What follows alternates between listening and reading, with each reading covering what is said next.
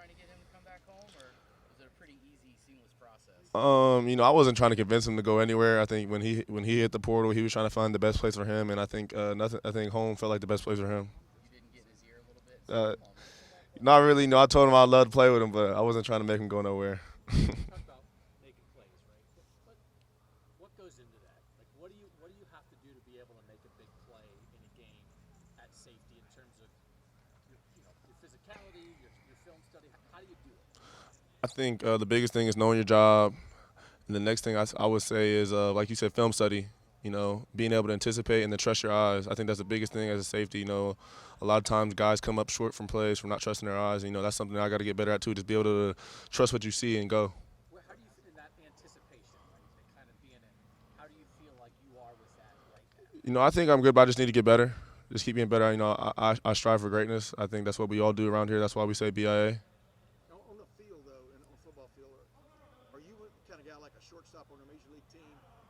In a crucial situation, hit the ball to me. You know what I mean? Are you thinking I want the play to come to me? Give me your thought process. I think if you ask anyone in the secondary, they want the play to come to them. Everybody wants the ball. I think that's what you want though out of your defense. You want guys who are competitive, that are hungry and want it. Seems like in your role, you could be covering a slot receiver one play, a tight end the next. How do you kind of prepare to kind of face guys that have very different body types?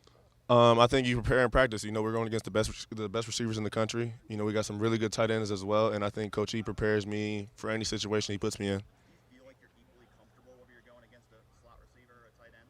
Yeah, I'm pretty comfortable. Like I said, we're going against the best receivers in the country. So, you get to go against Marv, you get to go against a Mecca, you get to go against all those guys. So you get those reps against them, then you get in the game against other dudes. I think it's the game's a little slower.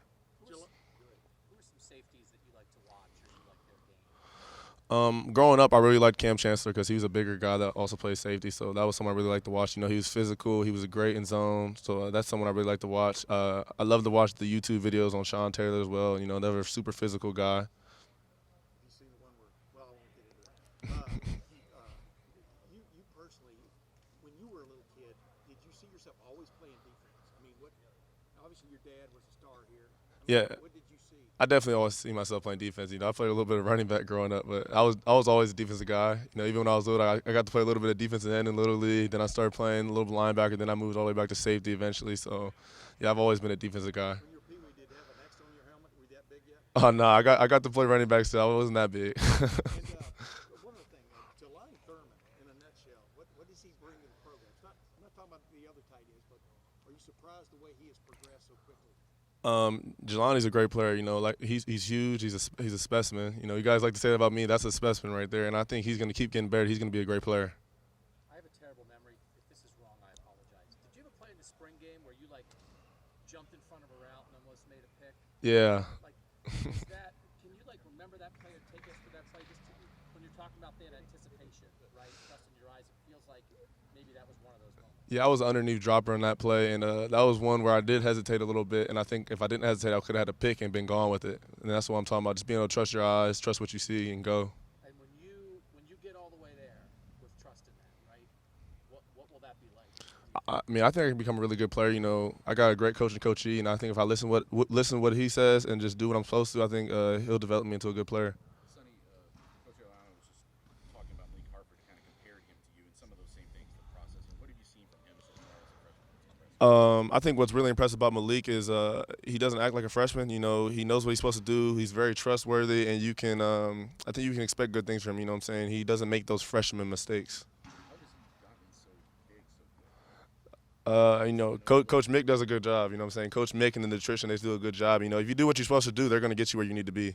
Was there anything he did in a weight room at some point that surprised you? Nothing that really surprised me. I kind of just expected a lot from him just based on his mindset, just talking to him every day and seeing how he carries himself and handles his business. Question for the back right here. Hey, Sonny, I heard Coach Mick used to make you race JT, and he would speak you all the time, 20, 30 yards, 40 yards. Nah, How did it make you feel, just trying to train for it? I don't know if that's true, bro.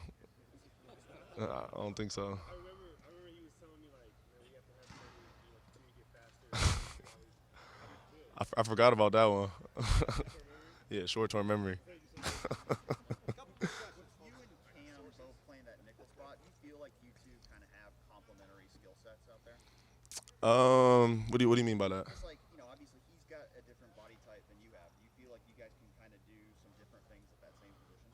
Yeah, I mean, yeah, like you said, we were different body sets, so I think yeah, we can do different things. I think how you want to use us is just based on the situation. I guess you could say that.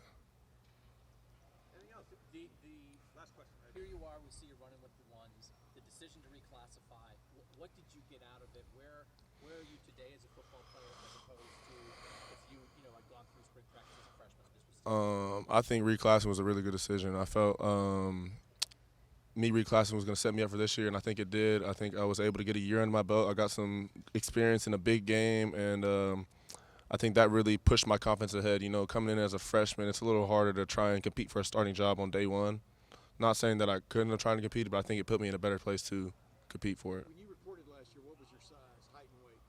6'4", 218. And what's your size and height and weight now? I'm like 229, something like that. Still 6'4"? Yeah, still 6'4". Sonny, thank you very much. Yep.